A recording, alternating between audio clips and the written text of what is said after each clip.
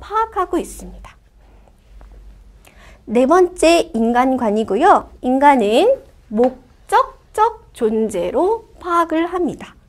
네, 인간은 모든 것들이 유전과 환경에 의해서 결정이 되는 것이 아니라 살아가면서 그 개인이 또는 그 인간이 스스로가 자유롭게 선택한 목표라는 게 있다라는 거죠. 이 목표를 향해서 운명을 개척해 나가는 목적론적 존재로 파악하고 있습니다. 자, 계속 우리가 앞서 배웠던 프로이트의 정신분석과 비교를 하게 되는데요. 인간은 이미 결정되어서 태어난다. 모든 성격과 모든 마음과 이런 부분은 5세 이전에 또는 6세, 5, 6세 이전에 모든 것들이 이미 갖추어진다라고 여겼던 것은 결정론적 존재로 파악하는 프로이트의 인간관이고요. 개인심리학적 존재는 이런 부분으로 결정되는 것이 아니라 앞으로 스스로가 선택한 목표를 자유롭게 운명을 통해서 운명을 개척해 나갈 수 있는 존재라고 파악했다는 것입니다. 자, 개인심리학적 상담의 인간관 4가지를 살펴봤고요. 열등감과 보상이라는 주요 개념에 대해서 살펴보도록 하겠습니다. 아들러는 열등감이 굉장히 중요하게 다루어지는 개념으로 생각을 하고 있는데요. 이 열등감이 발생하게 되는 원인을 3가지로 분류를 해서 제시하고 있습니다. 첫 번째는 기관 열등감인데요. 기관이라는 거는 우리가 선천적으로 타고난 본인의 자신의 신체를 말합니다. 그래서 외모라든지 아니면 건강 정도에 대한 본인의 개인의 생각과 관련되는 부분을 기관 열등감이라고 합니다.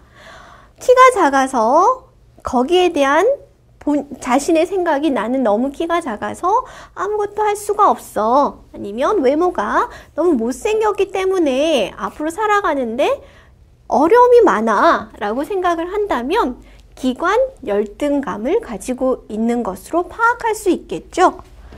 다음은 부모의 과잉 보호입니다. 부모의 과잉 보호가 있게 되면 열등감을 가지게 되는 원인으로 연결이 될 수 있겠는데요.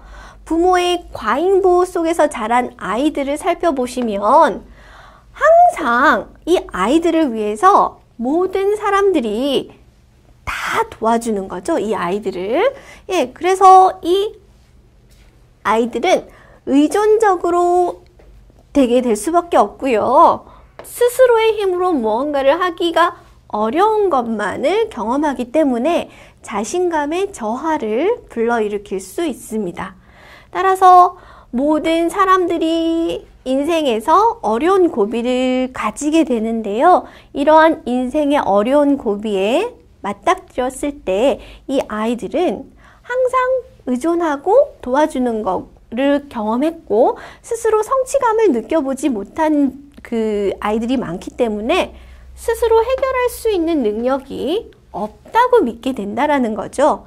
따라서 부모의 과잉 보호를 받고 자란 아이들은 깊은 열등감에 빠질 수가 있게 됩니다. 그래서 2번째 열등감의 원인이 되게 되는 부모의 과잉 보호에 대해서 알아봤습니다. 마지막 3번째 열등감의 원인이 되는 영역이고요. 부모의 양육 태만입니다.